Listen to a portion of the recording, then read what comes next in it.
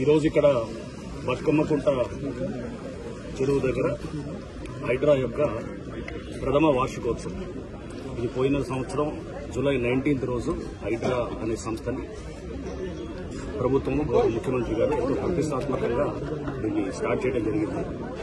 So ఈ సంవత్సర కాలంలో హైడ్రా ఎన్నో ఎక్స్పీరియన్సెస్, గుడ్ ఎక్స్పీరియన్స్ ఉన్నాయి, కొన్ని అక్కడక్కడ బెటర్ ఎక్స్పీరియన్సెస్ కూడా ఉన్నాయి. బట్ బయల్లా చూస్తే కనుక మీరు చూస్తే ఒక పద్ధతిగా, ఒక సిస్టమేటిక్ పద్ధతిలో డిజాస్టర్ మేనేజ్మెంట్ అడ్రస్ చేయడానికి కావాల్సినటువంటి ఒక స్ట్రాటజికల్ ప్లానింగ్ తోటి మేము ముందుకు వస్తూ ఈ బతుకమ్మ కుంట అనే దీన్ని కూడా ఇప్పుడు మొత్తం దీన్ని రిజువనేట్ చేయడానికి మా చర్యలు ఫిబ్రవరి నుంచి మొదలెట్టడం జరిగింది. సో దీంట్లో సుదీర్ఘమైన లీగల్ బ్యాటిల్ కూడా ఫైట్ చేయడం జరిగింది.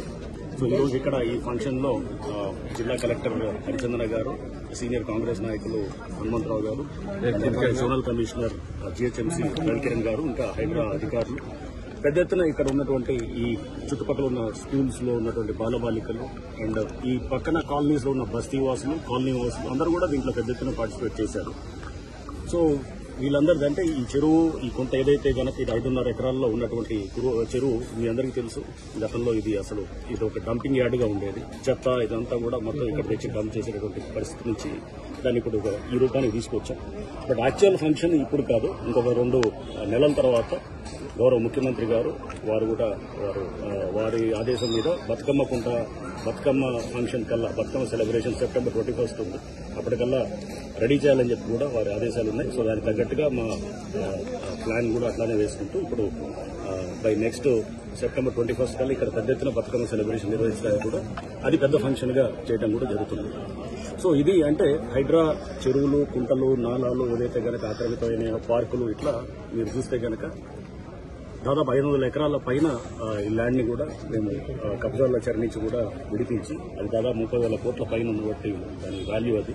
ఇంతేకాకుండా ఈ చెరువుల్ని కూడా మనం ఇప్పుడు ఏదైతే మేము 6 చెరువులు హైడ్రా ఆధ్వర్యంలో చేస్తున్నాం, ఈ 6 చెరువుల్లో కూడా ఇంతకుముందు ఏరియా కన్నా డబల్ చేసి దాదాపు ఇదే 75 ఎకరాల పైన దాన్ని మీరు చూస్తే కనుక దాంట్లో హోల్డ్ చేసే వాటర్ వచ్చేసి 300 మిలియన్ లీటర్ల వాటర్ ఉంటుంది. 30 కోట్ల లీటర్ల వాటర్ ఏదైతే రోడ్ల మీద ఉండేటువంటి వాటర్, లేకపోతే వృధాగా మూసిలోకి వెళ్ళేటువంటి వాటర్ ఇప్పుడు చెరువుల్లోకి వస్తుంది.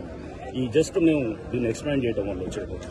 బట్ ఈ 6 చెరువుల ద్వారా మీరు చూస్తే కనుక పెద్ద ఎత్తున కూడా ఈ ఫ్లడ్ మేనేజ్మెంట్ ని అండ్ అట్లానే డ్రింకింగ్ వాటర్ ఇష్యూస్ ని కూడా ముందు అడ్రస్ చేయడానికి అండ్ ఇక్కడ ఇది ఒక మంచి ఆహ్లాదకర వాతావరణంలో ఇక్కడ పార్కులు తయారు చేసేటం, ఇక్కడ వచ్చేటటువంటి ఈ పక్కన కాలనీస్ లో ఉన్న పిల్లలు లేకపోతే వీళ్ళంతా ఉన్నటువంటి పెద్దవాళ్ళు అందరూ కూడా దీని పార్క్ ని, ప్లే ఏరియాస్ ని అన్ని వాడుకుంటూ ఇదొక ఎవరో అన్యక్రాంతం కాకుండా దీని అన్నింటినీ కూడా ఈ కమ్యూనిటీ అసెట్స్.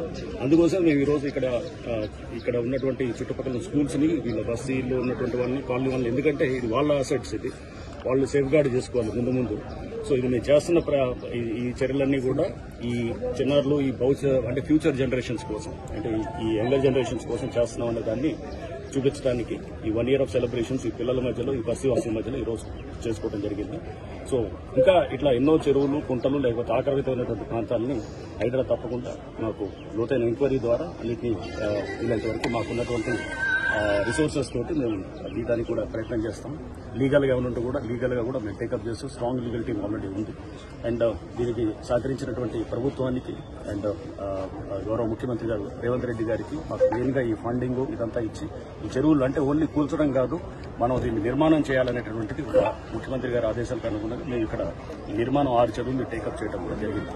సో ఇంకా ముందు ఇంకా పెద్ద ఎత్తున కూడా చెరువులు టేకప్ చేస్తూ అసలు యాక్చువల్గా మేము చేస్తున్నటువంటి ఇప్పుడు ఎంకరేజ్ చేయాలంటే మీరు చూస్తున్నారు 1-2 సార్లు ఆలోచన చేసే పరిస్థితి చెరువు ప్రాంతాల్లో మీరు ఉన్నది.